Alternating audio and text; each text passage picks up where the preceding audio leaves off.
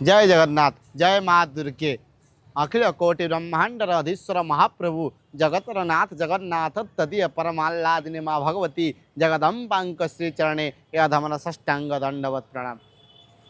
भक्त बंधु दर्शक बंधु आपण मैंने शारदीय दुर्गोत्सव समय आमर स्वतंत्र कार्यक्रम श्रीक्षेत्र गोसाणी जातक मैंने श्रवण करुँच श्रीक्षेत्र गोसाणी जातर द्वितीय भाग अर्थात द्वितीय आम आज आलोचना करवा माँ जह्नी खाई विषय विद्या समस्ता स्तवदे भेदा स्त्रीषु समस्ता सकल जगतेषु अर्थात माँ होती परम वैष्णवी। माँ कौटी अवस्थान करछंती ना श्रीमंदिर पूर्व द्वार सम्मुख दोलमंडप साई माँ प्रसाद माँ से अवस्थान करछंती। महासप्तमी महाअष्टमी एवं नवमी दिन माँ विशेष भाव में पूजा अर्चना करा जाए। माँ जेहेतु जह्नी खाई परम वैष्णवी तांको पाखे आज्ञा आमिष भोग करा जाए ना।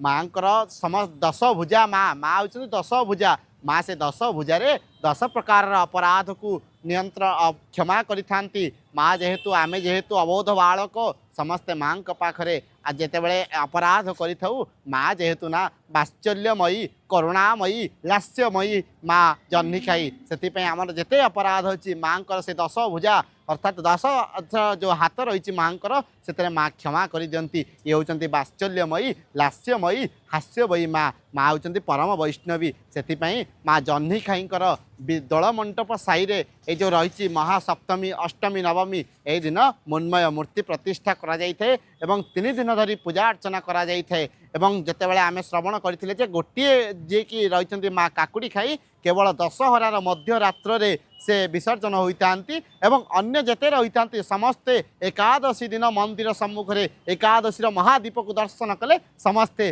गोसाणी होता गोसाणी मेलन कहुए विसर्जन होता। ये रही श्रीक्षेत्र गोसाणी जातर द्वितीय भाग माँ जह्नी खाई। जय माँ दुर्गे।